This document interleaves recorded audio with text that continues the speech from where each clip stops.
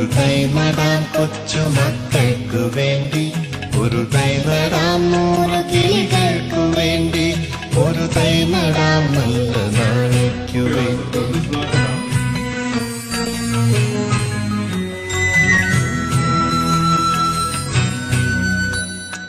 ഇത് പ്രാണവായുവിനായി നടുന്നു, ഇത് മഴയ്ക്കായി തൊഴുതു നടുന്നു. ഇത് പ്രാണവായുവിനായി നടുന്നു, ഇത് മഴയ്ക്കായി തൊഴുതു നടുന്നു.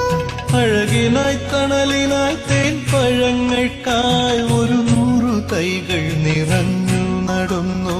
അഴകിനായി തണലിനായി തേൻ പഴങ്ങൾക്കായി 100 തൈകൾ നിറഞ്ഞു നടുന്നു. അഴകിനായി തണലിനായി തേൻ